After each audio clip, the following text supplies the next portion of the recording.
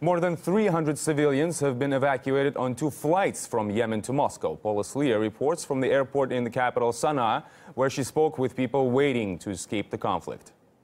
It's just gone 4 o'clock in the morning and we've left Cairo and are making our way to Sanaa. Yesterday, this plane was forced to turn back because Saudi jets were bombing the city, including the airports. Well, we've arrived. This is Sanaa. Things are quiet on first impressions here at the airport. But on the other side of that wall, a humanitarian crisis is unfolding. We came yesterday and stay here about 1 o'clock after start shooting.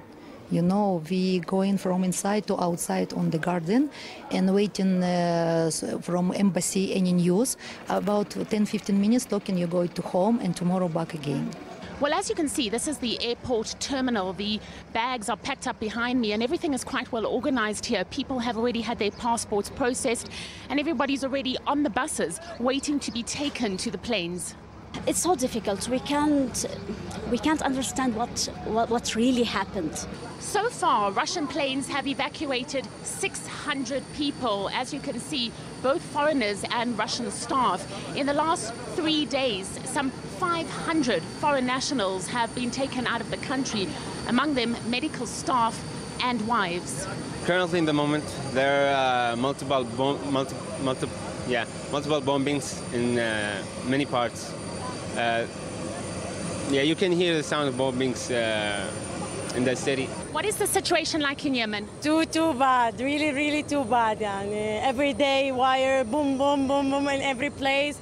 You don't know you're gonna sleep, wake up, or you're gonna die. There's just been an explosion that you can see behind me. It's coming from just behind the airport. It's now given a sense of urgency to people here who've been loading bags onto the plane. What do you think about the fact that the Americans are not sending their own planes to help evacuate American citizens like yourself?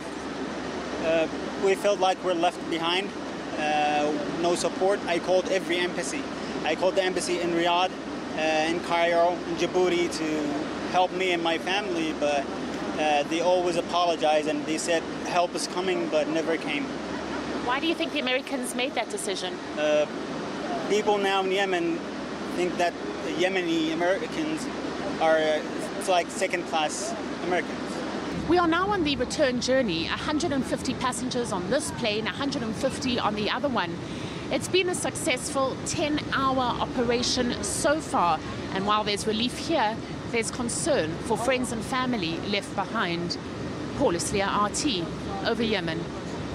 It's estimated some 4,000 U.S. civilians are in war-torn Yemen. We got in touch with one of them, Summer Nasser, who's still trapped in Yemen despite being offered the chance to be flown out on board a Russian aircraft. I really want to appreciate the Russian government because yesterday I got a call from the Russian ambassador in the capital of Yemen, and he is attempting to evacuate American citizens. Unfortunately, I couldn't take the flight today because it was short notice. Washington says it has no immediate plans to get its own citizens out of Yemen. And here are the accounts of other Americans stuck there who say they feel abandoned by their government.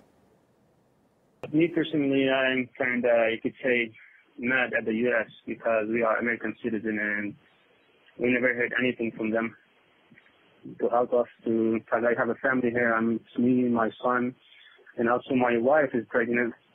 And as you know, there is no gas, no transportation.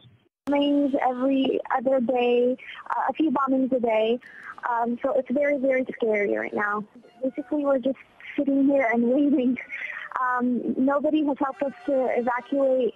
A number of human rights groups have launched legal action against the Obama administration for abandoning U.S. citizens in Yemen, and reporters have tried pressuring the State Department for answers as to why thousands of Americans have been left without help. For more than 15 years, the State Department has been advising U.S. citizens to defer travel to Yemen, and we've been advising those U.S. citizens who are in Yemen to depart. Sounds an awful lot like you're saying it's your own fault that you're there. Stupid enough to go or stupid enough to stay, your government isn't going to have any responsibility for helping you out. Am I correct? No, is that the no, right? I'm not. Well, why even mention that then? I mean, people are there. Some of them may not have had a choice in going there.